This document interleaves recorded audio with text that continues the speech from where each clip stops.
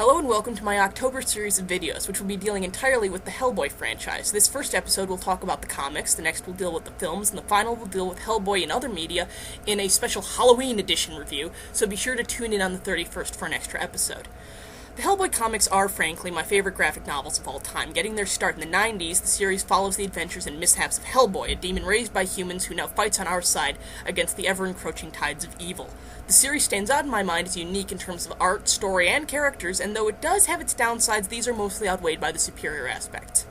To start in no particular order, the characters all stand out as unique on both sides of the fence. Playing for the good guy team, we have Hellboy, of course, whose gruff and often deadpan personality acts as a stabilizer to the often terrifying events that take place in the stories.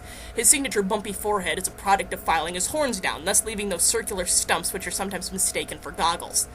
His other defining feature is his enormous right hand, or, to give the thing its full name, the right hand of doom. Said hand is the key to beginning the apocalypse, something Hellboy has stalwartly refused to do over the course of the series. He's often accompanied by Dr. Kate Corrigan, a professor of the occult and paranormal, though Hellboy's often given to going it alone in his adventures. His other companion is Abraham Sapien, a fishman discovered in the basement of a hospital.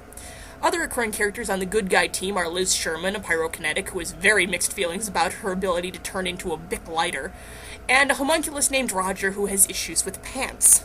On the bad guy side of things, the most obvious adversary is Rasputin, the legendary Russian mystic, who is responsible for Hellboy's appearance on Earth and who is determined to make Hellboy fulfill his purpose and start the end of the world.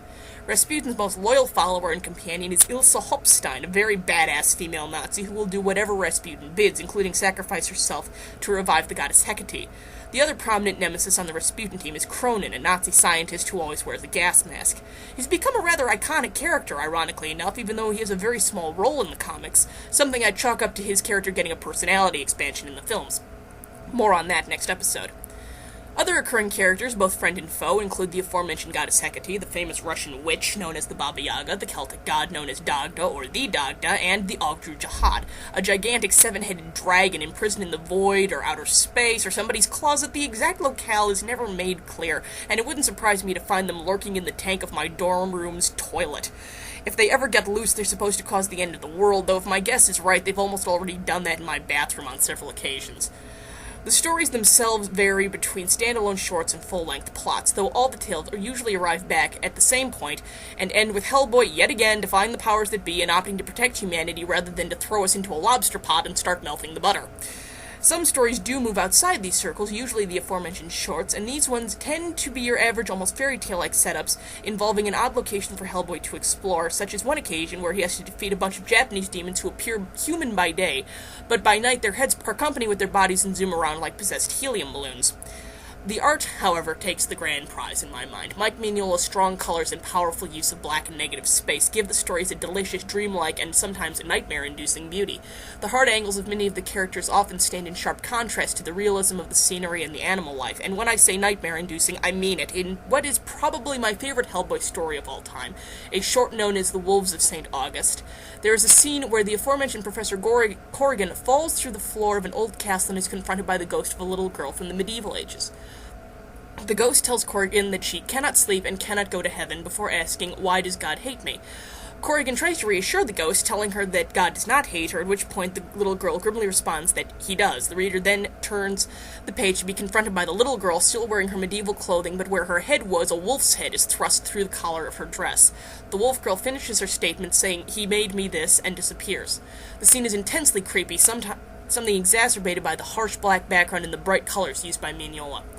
Downsides to the comic tend to be the fact that there isn't a lot of inter-character relationships or relationship development. Hellboy is usually off doing his own thing, sometimes with one helping hand, but even then there isn't a lot of talking.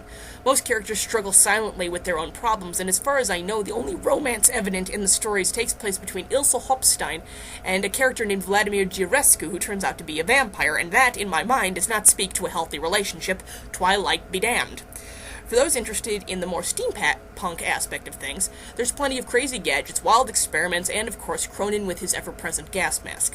There's also lots of occult weirdness, Lovecraftian horrors, and monsters from beyond the stars. It's an excellent series no matter which way you cut it, and I adore the graphic novels utterly. My two favorite volumes, for those interested, are Hellboy, The Chained Coffin, and Others, which is made up predominantly of shorts and features the Wolves of St. August, and Hellboy, Strange Places, which is more of a full cohesive storyline and involves Hellboy getting in a fight with mermaids, and explains the backstory of the Al-True Jihad more clearly. For my next review, I will be talking about both the Hellboy movies, and I hope to see you all then. For now, I have to go and subdue the Al-True Jihad before they break free from the bonds of my toilet. See you all later.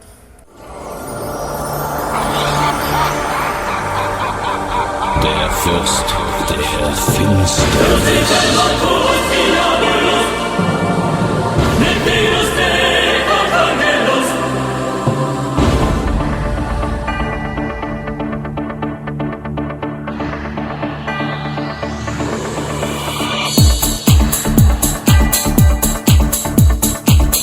Ich bin der Abgrund.